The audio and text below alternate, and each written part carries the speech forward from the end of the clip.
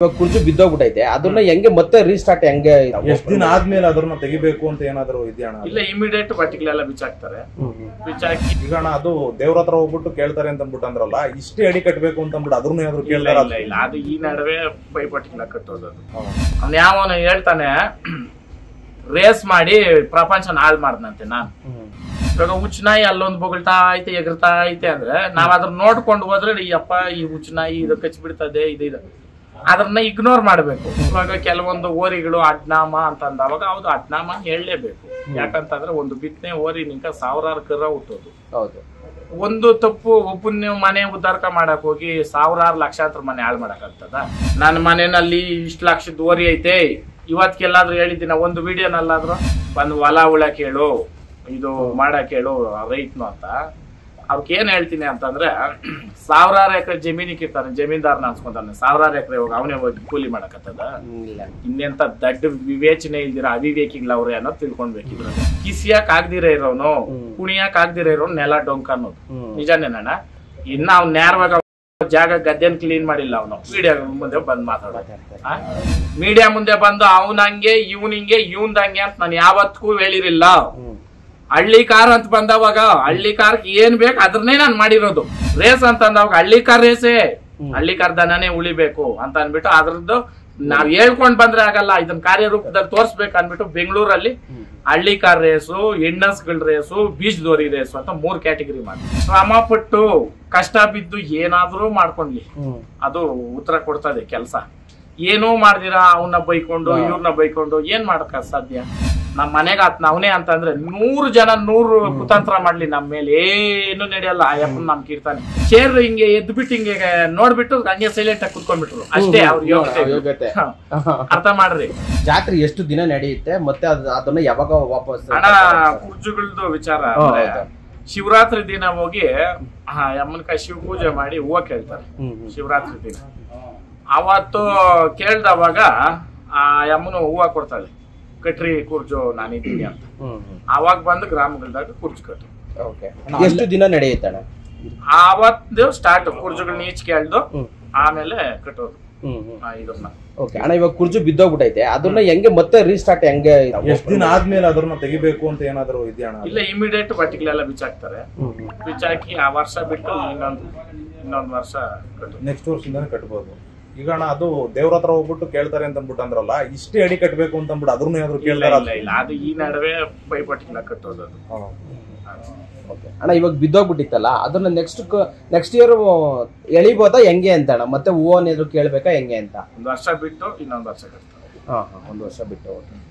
ಅಣ್ಣ big boss ಇಂದ ಹೊರಗಡೆ ಬಂದ್ರಲ್ಲ 6 ಜೋಡಿ ಎತ್ತು ತಂದಿದೀನಿ ಅಂತ ಅಂದ್ಬಿಟ್ಟು ಅಂತಂದ್ರಲ್ಲ, ಅದ್ರಲ್ಲಿ ಹೈಯೆಸ್ಟ್ ಪ್ರೈಸ್ಗೆ ಯಾವ ಎತ್ತು ಮಾರಿದ್ರಣ್ಣ? ಯಾವ ಪ್ಲೇಸ್ಗೆ ಮಾರಿದ್ರಿ ಅಂತ? ಅದು ಚಿಕನ್ ಹಾಕಿತ್ತ. ಅವು ಮೈಸೂರಲ್ಲಿ ತಗೊಂಡಿದ್ದೆ ಇತ್ತು. ಅವು 2 ಜೊತೆ ತಗೊಂಡಿದ್ದೆ ನಾನು. ಅಲ್ಲಿ ಕೊಟ್ಟಿದ್ದೆ ಇತ್ತು ಜಾಸ್ತಿ ಬೆಲೆ. ಎಷ್ಟೆಲ್ಲಿಂದ ಎತ್ತಣ್ಣ? ಅವು ಕಡೆಯಲ್ಲಿ. ನೀವು ಸೆಲೆಕ್ಟ್ ಮಾಡೋ ಎತ್ಗಳು ತುಂಬಾ ವಿಭಿನ್ನವಾಗಿರ್ತೈತೆ. ಹೆಂಗೆ ಇದು ಮಾಡ್ತೀರಾ? ಹೆಂಗೆ ಅಟ್ರಾಕ್ಷನ್ಗೋಸ್ಕರ ದುಡ್ಡು ಎಷ್ಟಾದ್ರೂ ಪರವಾಗಿಲ್ಲ ಆ ತರ ಸೆಲೆಕ್ಟ್ ಮಾಡ್ತೀರಾ? ಅಲ್ಲ, ಪದಾರ್ಥ ಒಳ್ಳೇದಿರ್ಬೇಕು. ಪದಾರ್ಥ ಒಳ್ಳೇದು ಇದ್ದವಾಗ ಅದ್ರದ್ದೇ ಬೆಲೆ ಇದ್ದೇ ಇರ್ತದೆ. ಅಣ್ಣ ಇವಾಗ ತಂದಿದ್ರಲ್ಲ ಇದು ಎಲ್ಲಿಂದ ತಂದ್ರಿ? ಅದೇ ಇದು ಬಂದ್ಬಿಟ್ಟು ಅವ್ರ ವ್ಯಾಪಾರಸ್ಥರು ಅವ್ರೆ. ಅವರು ಅವ್ರ ಮನೆಗೆ ಇದ್ವಂತೆ ಲಾಸ್ನ ಹತ್ರ, ಅಲ್ಲಿ. ಆಮೇಲೆ ನಾನು ಇನ್ನೊಂದ್ ಏನ್ ಹೇಳ್ತೀನಿ ಅಂದ್ರೆ, ಬಸವಣ್ಣ ದೇವ್ರು ನನ್ನ ಮನೆಗಿದ್ದಾಗ ಚಿನ್ನ, ನಿನ್ ಮನೆಗೆ ಹೋದ್ಮೇಲೆ ಆ ಎತ್ರಕ್ಕೆ ಹಂಗೈತೆ ಇದ್ರಕ್ಕೆ ಹಿಂಗೈತೆ ಅಂತ ನಾನು ಇವತ್ತವರೆಗೂ ನಾನು ಹೇಳ್ದವನಲ್ಲ. ನಾನು ಸಾಯೋವರೆಗೂ ನಾನು ಹೇಳಲ್ಲ. ಬಸವಣ್ಣ ಯಾರ ಮನೆಗಿದ್ರು ಬಸವಣ್ಣನೇ. ಕೆಲವೊಂದು ನೀತಿ ನಿಯಮ ಅಂತ ಇದ್ದವಾಗ ಅದ್ರ ನಾವ್ ಹೇಳೇಬೇಕು. ಇವಾಗ ಅರ್ಥ ಮಾಡ್ದೆ. ಇವಾಗ ಇಂತಿಂತ ಸುಳಿ ಇಂತಿಂತದ್ದು ಅದು ನಾವ್ ಹೇಳಲೇಬೇಕು. ಅದು ಅರ್ಥ ಮಾಡ್ರಿ. ಕೇಳೋದು ಬಿಡೋದು ಅವ್ರ ವಿವೇಚನೆಗೆ ಬಿಟ್ಟಿರೋದು. ಇವಾಗ ಕೆಲವೊಂದು ಓರಿಗಳು ಅಡ್ನಾಮ ಅಂತ ಅಂದವಾಗ ಹೌದು ಅಡ್ನಾಮ ಹೇಳಲೇಬೇಕು. ಯಾಕಂತಂದ್ರೆ ಒಂದು ಬಿತ್ತನೆ ಓರಿ ನಿಂಕ ಸಾವಿರಾರು ಕರ ಹುಟ್ಟೋದು. ಒಂದು ತಪ್ಪು ಒಬ್ಬನ ಮನೆ ಉದ್ದಾರಕ ಮಾಡಕ್ ಹೋಗಿ ಸಾವಿರಾರು ಲಕ್ಷಾಂತರ ಮನೆ ಹಾಳು ಮಾಡಕ್ ಆಗ್ತದ? ಅರ್ಥ ಮಾಡ್ರಿ. ಹಿರೀಕರು ಒಂದ್ ಚೌಕಟ್ಟು ಹಾಕಿ ಕೊಟ್ಟವ್ರೆ, ನಾವ್ ಆ ಬುನಾದಿನಲ್ಲಿ ನಡ್ಕೊಂಡು ಹೋಗ್ತಾ ಇದೀವಿ. ಅದನ್ನ ಜನಕ್ಕೆ ನಾವು ತಿಳಿಸ್ಬೇಕಾದ್ರೆ ಅದೇ ತಿಳಿಸ್ಬೇಕು. ಇವಾಗ ನನ್ನ ಮನೆಗೆ ಅಡ್ನಾಮ್ದವ್ರು ಇಕ್ಕೊಂಡು ಇಲ್ಲ ಇದೇ ಟಾಪ್ ಅಂತ ನಾನು ಹೇಳಕ್ ಬರ್ತದ? ಅರ್ಥ ಮಾಡ್ರಿ. ಈ ಹಳ್ಳಿ ಕಾರು ಅನ್ನೋದು ಏನೈತೆ, ಏನು ₹1 ಬಣ್ಣದ ಕಲರು, ಇದು ಬಣ್ಣ ಚೇಂಜ್ ಆಗ್ತಕ್ಕಂತ ಇದಿರೋದು ಹಳ್ಳಿ ಕಾರ್ಖಾನೆ, ಒಂದೇ ಬಣ್ಣದಲ್ಲಿ ಇರಲ್ಲ ಅದು. ಆ ಕಾರಣಕ್ಕೆ ಅದನ್ನ ನಾವ್ ಹೇಳ್ಬೇಕು. ಆ ಬಣ್ಣ ಬರೋದಕ್ಕೆ ಏನ್ ಹೇಳ್ಬೇಕು? ಇವಾಗ ನಾನು ವಿಡಿಯೋಗಳು ಎತ್ಕೊಂಡು ನೋಡ್ರಿ, ಎಲ್ಲಾ ಇನ್ಫಾರ್ಮೇಶನ್ ಕೊಟ್ಟಿರೋದು ನಾನು. ನನ್ನ ಮನೆಯಲ್ಲಿ ಇಷ್ಟು ಲಕ್ಷದ ಓರಿ ಐತೆ, ಇವತ್ಗೆಲ್ಲಾದ್ರೂ ಹೇಳಿದ್ದೀನ ಒಂದು ವಿಡಿಯೋನಲ್ಲಾದ್ರು? ನೀವು ಕೇಳ್ದವಾಗ ಹೇಳಿದೀನಿ ಇಷ್ಟು ಬೆಲೆ ಅಂತ ಬಿಟ್ರೆ, ಇದೇ ನಂಬರ್ 1 ಕರ್ನಾಟಕದಾಗ ಇದು ಬಿಟ್ರೆ ಇನ್ನಿಲ್ಲ ಅಂತ ಎಲ್ಲಾದ್ರೂ ಹೇಳಿದಿನ? ಏನ್ ಹೇಳ್ತೀನಿ ಅಂತಂದ್ರೆ, ಆಮೇಲೆ ಇನ್ನ ಕೆಲವೊಬ್ರು ವಿಡಿಯೋಗಳಾಗ ಹೇಳೋದು, ಒಂದು ಹೊಲ ಉಳಕ್ ಹೇಳು, ಇದು ಮಾಡಕ್ ಹೇಳು ರೈತನು ಅಂತ. ಅವ್ರಿಗೆ ಏನ್ ಹೇಳ್ತೀನಿ ಅಂತಂದ್ರೆ, 1000 ಎಕರೆ ಜಮೀನಿಗೆ ಇರ್ತಾನೆ, ಜಮೀನ್ದಾರನ ಅನ್ಸ್ಕೊಂತಾನೆ, 1000 ಎಕರೆ ಹೋಗಿ ಅವನೇ ಹೋಗಿ ಕೂಲಿ ಮಾಡಕತ್ತದ? ಇನ್ನೆಂತ ದಡ್ಡ ವಿವೇಚನೆ ಇಲ್ದಿರ ಅವಿವೇಕಿಗಳು ಅವ್ರೆ ಅನ್ನೋದು ತಿಳ್ಕೊಂಡ್ಬೇಕಿದ್ರಾಗ ಅಲ್ವಾ? 100 ಜೊತೆ ಎತ್ ಸಾಕ್ರೆ 100 ಜೊತೆ ಎತ್ಕೊಬ್ನೇ ಹುಲ್ಲಾಕತ್ತದ? ಅದಕ್ಕೆ ತಕ್ಕದವ್ರ 4 ಜನಕ್ಕ ಕೆಲ್ಸ ಕೊಡ್ತೀರಿ, ಅವ್ರು ಮಾಡ್ತಾರೆ. ನಾವು ಇದ್ರ ನಿಕ್ಕೊಬೇಕು ಅನ್ನೋದಕ್ಕೆ ತಾನೇ ಇವತ್ತು ಇಲ್ಲಿ ಇರೋದು ಇವೆಲ್ಲ. ಹೌದು, ನಾವೇ ಬೇಡ ಅಂತ ಅನ್ಬಿಟ್ರೆ ಯಾವ್ದಿರ್ತದೆ? ಅದು ನಾನೇನ್ ಹೇಳ್ತೀನಿ ಅಂತಂದ್ರೆ, ಕಿಸಿಯಕ್ ಆಗ್ದಿರ ಇರೋನು, ಕುಣಿಯಕ್ ಆಗ್ದಿರ ಇರೋನು ನೆಲ ಡೊಂಕ್ ಅನ್ನೋದು ನಿಜನೇನಣ್ಣ. ಅವ್ರಿಗೇನು ಮಾಡಕ್ ಕೆಲ್ಸಗಳಿಲ್ಲ, ಗದ್ದೆನ ಕುತ್ಕೊಂಡು ಇದ್ರಾಗ ಕುತ್ಕೊಂಡು ಮಾತಾಡೋದು ಏನ ಅಲ್ವಾ? ಇನ್ನ ಅವ್ನ್ ನೇರವಾಗಿ ಅವ್ನ್ ಕೂತಿರೋ ಜಾಗ ಗದ್ದೆನ್ ಕ್ಲೀನ್ ಮಾಡಿಲ್ಲ, ಅವನು ವಿಡಿಯೋ ಮುಂದೆ ಬಂದ್ ಮಾತಾಡೋದು. ಅದಕ್ಕ ಇನ್ನೊಂದ್ ಏನ್ ಹೇಳ್ತೀನಿ ಅಂದ್ರೆ, ಇವತ್ತು ಈ ವಿಡಿಯೋ ಮುಖಾಂತರ ನಾವ್ ಯಾವತ್ತೂ ಒಳ್ಳೇದೇ ಬಯಸ್ಬೇಕು, ಒಳ್ಳೇದೇ ಮಾತಾಡ್ಬೇಕು. ಈ ಕೆಲವ್ರದ್ದು ಕೆಲ್ಸಗಳೇ ಅವು, ಏನೋ ಒಬ್ರನ್ನ ಚೇಡ್ಸೋದು, ಯಾರಾದ್ರೂ ಬೆಳಿತಾವ್ರೆ ಅಂತ ಅಂದವಾಗ, ಇವಾಗ ಹಳ್ಳಿ ಕಾರ್ವಾಡಿಯ ಅಂತ ನನಕ 5-6 ವರ್ಷ ಮುಂದೆ ಕೊಟ್ರು ಅವತ್ ಕಾಣಿಸಿಲ್ಲ. ಇನ್ನೊಬ್ಬನ್ನ ಚೇಡ್ಸಿ ಪಕ್ಕದಲ್ಲಿರೋನ್ ಸಣ್ಣವನ್ ಮಾಡಿ ನಾವು ದೊಡ್ಡವ್ರ ಆಗೋದಲ್ಲ. ಪಕ್ಕದಲ್ಲಿರೋನ್ ಸಣ್ಣವನ್ ಮಾಡಿ ನಾವು ದೊಡ್ಡವ್ರಾದ್ರೆ ನಾವ್ ಅವನ್ಕಿಂತ ಸಣ್ಣವ್ರ ಆಗೋತೀರಿ. ಅವನೇನಾದ್ರೂ ಎದುರು ತಿರುಗಿ ಹೇಳ್ಬಿಟ್ಟವಾಗ ಬಹಳ ಸಣ್ಣವ್ರ ಆಗೋತೀರಿ. ಅದಕ್ಕ ಕೆಲವ್ರೆಲ್ಲ ನೋಡೋದು ನಾನು ನೋಡ್ತೀನಲ್ಲ, ಅದು ಬಿಡ್ಬೇಕು ಫಸ್ಟ್. ಇವಾಗ ನಾನ್ ಏನಾದ್ರೂ ಮಾತಾಡಿದೀನಿ ಯಾರ ಬಗ್ಗೆ ಅಂತಂದ್ರೆ, ನನ್ನ ಬಗ್ಗೆ ಅವ್ರು ಫಸ್ಟ್ ಮಾತಾಡಿದ ಮೇಲೆ ನಾನು ಮಾತಾಡಿರೋದು. ನಾನು ಎಲ್ಲಿನೂ ಯಾವನ್ ಸುದ್ದಿ ಸಮಾಚಾರ ಎತ್ಕೊಂಡು ನಾನು ಹೋಗಿರಿಲ್ಲ. ಮೀಡಿಯಾ ಮುಂದೆ ಬಂದು ಅವನಂಗೆ ಇವನಿಂಗೆ ಇವಂದಂಗೆ ಅಂತ ನಾನು ಯಾವತ್ತೂ ಹೇಳಿರಿಲ್ಲ. ಹಳ್ಳಿ ಕಾರ್ ಅಂತ ಬಂದವಾಗ ಹಳ್ಳಿ ಕಾರ್ಗೆ ಏನ್ ಬೇಕು ಅದನ್ನೇ ನಾನು ಮಾಡಿರೋದು. ಇವತ್ತು ಹಳ್ಳಿ ಕಾರ್ ಉಳಿಬೇಕಂತ ಅಂದವಾಗ ಬೀಜದೋರಿಗಳವ್ರ ಫಸ್ಟ್ ಪ್ರಿಫರೆನ್ಸ್, ಅವ್ರನ್ನ ಹಾಳೆ ಮಾಡ್ಬಿಡೋರು. ಇವತ್ತು ಬೀಜದೋರಿಗಳು, ಆಮೇಲೆ ಹೆಣ್ಣಸ್ಗಳು ಕಟ್ಬೇಕಪ್ಪ, ಬೀಜದೋರಿವರ್ನ ಸಪೋರ್ಟ್ ಮಾಡ್ಬೇಕಂದ್ರೆ ಅವಾಗ ಅವ್ನ ಮನೆ ಹತ್ರ ದನ ಹೋದ್ರೆ ಅವ್ರಿಗೂ 4 ಕಾಸು ಆತದೆ, ನಮ್ಗೆ ಒಳ್ಳೆ ಕರ ಹುಟ್ಟುತ್ತದೆ ಅಂತ ಮಾಡ್ದೆ. ಇವತ್ತು ಅದು ಬಂತು ಕಾರ್ಯರೂಪಕ. ಅದು ಬಂದಾದ್ಮೇಲೆ ಕರುಗಳು ಹುಟ್ಟಿದ ಮೇಲೆ ಕರುಗಳನ್ನ ಬೆಳೆಸ್ಬೇಕಲ್ಲ. ಆವಾಗ ಏನ್ ಮಾಡ್ದೆ, ರೇಸು ಎಲ್ಲಾ ಕಡೆನೂ ಮಾಡೋರು ಇಷ್ಟು ಇದ್ರಿಲ್ಲ. ಪ್ರತಿ ಒಂದ್ ಊರ್ಗೂ ರೇಸ್ ಮಾಡ್ಬೋದಂತ ಗೌರ್ಮೆಂಟ್ ನಿಂಕ ಇದ್ ಬಂತು. ತಮಿಳ್ನಾಡಲ್ಲಿ ಜಲ್ಲಿಕಟ್ ಪರ್ಮಿಷನ್ ಕೊಟ್ಟ ಮೇಲೆ ಇಲ್ಲಿ ನಮ್ಮ ಬಸವರಾಜ ಬೊಮ್ಮಾಯಿ ಅವರು ಪ್ರತಿ ಒಂದು ಹೋಗ್ಲಿಕ್ಕೂನು ರೇಸ್, ಹಳ್ಳಿಕಾರ್ ರೇಸ್ ಮಾಡ್ಬೋದು ಅಂತಂದು. ರೇಸ್ ಅಂತಂದಾಗ ಹಳ್ಳಿಕಾರ್ ರೇಸೇ, ಹಳ್ಳಿಕಾರ್ ದನನೇ ಉಳಿಬೇಕು ಅಂತ ಅನ್ಬಿಟ್ಟು ಅದ್ರದ್ದು ನಾವ್ ಹೇಳ್ಕೊಂಡ್ ಬಂದ್ರೆ ಆಗಲ್ಲ, ಇದನ್ನ ಕಾರ್ಯರೂಪದಲ್ಲಿ ತೋರ್ಸ್ಬೇಕು ಅನ್ಬಿಟ್ಟು ಬೆಂಗಳೂರಲ್ಲಿ ಹಳ್ಳಿಕಾರ್ ರೇಸು, ಹೆಣ್ಣಸ್ಗಳ ರೇಸು, ಬೀಜದೋರಿ ರೇಸು ಅಂತ 3 ಕ್ಯಾಟಗರಿ ಮಾಡಿ. 3 ಕ್ಯಾಟಗರಿ ಮಾಡಾದ್ಮೇಲೆ ಸಣ್ಣ ಪುಟ್ಟ ಕರುಗಳು ಹೆಚ್ಚಿಬಿಡ್ತು ಇದೆಲ್ಲ.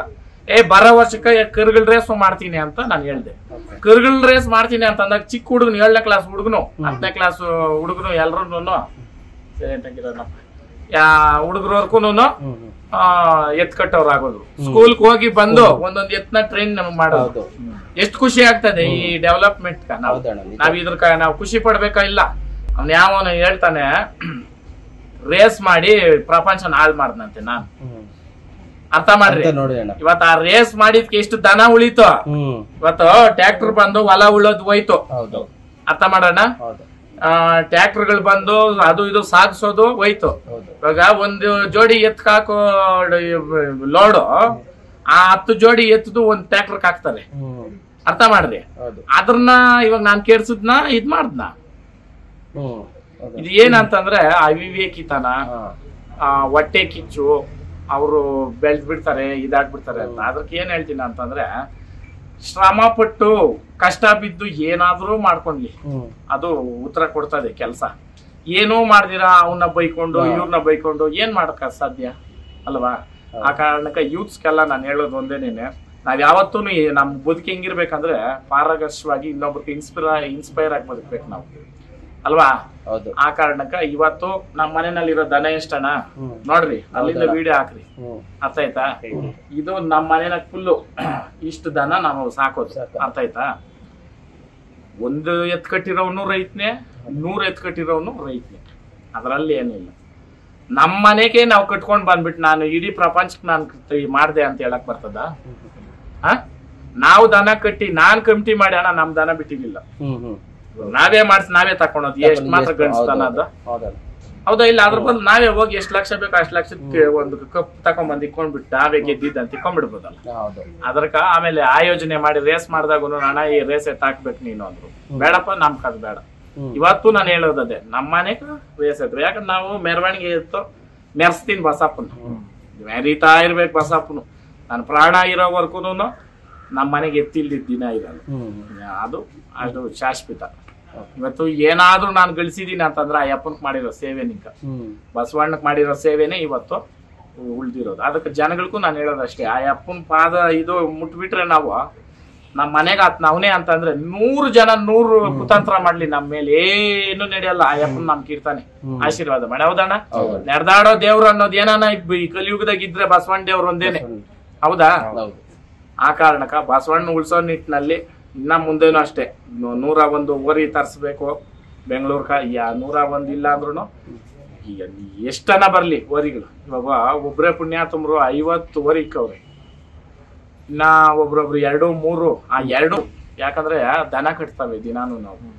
ಅಂತ ಓರಿಗಳನ್ನ ಕರ್ಸಿ ಅವ್ರಿಗೊಂದು ಸನ್ಮಾನ ಮಾಡ್ಬೇಕು, ಒಂದ್ ಮೆರವಣಿಗೆ ಮಾಡ್ಬೇಕು ಅಂತ ಆಲ್ರೆಡಿ ಬೆಂಗಳೂರು ಹುಡುಗರು ಅವತ್ತೇ ಕಾದಿದ್ರು. ನಾನು ಬಿಗ್ ಬಾಸ್ಗೆ ಹೋಗ್ಬಿಟ್ಟೆ, ಆಗಿಲ್ಲ. ಇವಾಗ ಯಾವ್ದನ ಒಂದು ಇದು ನೋಡ್ಕೊಂಡು ಡೇಟ್ ನೋಡ್ಕೊಂಡು ಅದು ಫಿಕ್ಸ್ ಮಾಡಿ ಅದೊಂದು ಪ್ರೋಗ್ರಾಮ್ ಮಾಡ್ಬೇಕು. ಅದಾದ್ಮೇಲೆ ರೇಸು ಇಲ್ಲ, ರೇಸ್ ಅಲ್ಲೇ ಕರ್ಸಿ ಮಾಡಿದ್ರು ಮಾಡಿದೆ ಒಂದಿನ ಮುಂದಾಗೇನೇನೆ. ಅದನ್ನ ಮಾಡ್ಬಿಟ್ಟು ಆಮೇಲೆ ರೇಸ್ ಮಾಡೋ ತರನಾದ್ರು ರೈತೆ ಹೆಂಗಾದ್ರೂ ಸರಿ ಮಾಡ್ಬೇಕು ಅಂತ. ರೇಸ್ ಪ್ರಿಪರೇಷನ್ ಏನೋ ನಡೀತಾ ಇದೆಯಾ? ಏನಾದ್ರು ಅಂದ್ರೆ ರಫ್ ಆಗಿ ಹಾಕಿದೀನಿ ಎಲ್ಲ ಏನೇನು ಹೆಂಗೆ ಅಂತ, ಅದ್ರ ಪ್ರಕಾರ ನಡೀತದೆ. ಅಣ್ಣ ಕೆಲವರು ಇಷ್ಟೆಲ್ಲ ಹೇಳಿದ್ರು, ಇಷ್ಟೆಲ್ಲ ಮಾಡಿದ್ರು ಮತ್ತೆ ಮತ್ತೆ ಪದೇ ಪದೇ ಅದನ್ನೇ ಇಗ್ನೋರ್ ಅಷ್ಟೇ, ಇಗ್ನೋರ್. ಎಲ್ರಿಗೂ ಹೇಳೋದಷ್ಟೇ, ನಮ್ಮ ಅಭಿಮಾನಿಗಳಿರ್ಬೋದು, ಅಣ್ಣ ತಮ್ಮಂದ್ರು, ಅಕ್ಕ ತಂಗಿರು ಎಲ್ರಿಗೂ ಹೇಳೋದು. ಯಾಕಂತಂದ್ರೆ ನಾವು ಕಷ್ಟ ಬಿದ್ದು ಮಾಡಿರೋದನ್ನ ಕೆಲವೊಂದು ಅಂದಾಗ ಪಾಪ ಬರ್ತದೆ. ನಾವು ಅದನ್ನ ತಲೆಗೆ ಹಾಕೊಂಡ್ರೆ ತಾನೆ ಅವೆಲ್ಲ ಆಗೋದು. ಇಗ್ನೋರ್ ಅನ್ನೋದು ಮಾಡ್ಬಿಟ್ರೆ ಏನಿರ್ತದೆ? ಇವಾಗ ಹುಚ್ಚನಾಯಿ ಅಲ್ಲೊಂದು ಬೊಗಳ್ತಾ ಐತೆ ಎಗರ್ತಾ ಐತೆ ಅಂದ್ರೆ ನಾವ್ ಅದ್ರ ನೋಡ್ಕೊಂಡು ಹೋದ್ರೆ ಅಪ್ಪ ಈ ಹುಚ್ಚನಾಯಿ ಇದು ಕಚ್ಚಿ ಬಿಡ್ತದೆ ಇದು ಅದನ್ನ ಇಗ್ನೋರ್ ಮಾಡ್ಬೇಕು. ಅದಲ್ಲ ಐತಾ ಇಲ್ಲ, ನಮ್ಗೆ ಅದ್ರ ಕೆಲ್ಸ ಇಲ್ಲ, ನಮ್ ಕೆಲ್ಸ ಮಾತಾಡ್ಬೇಕು.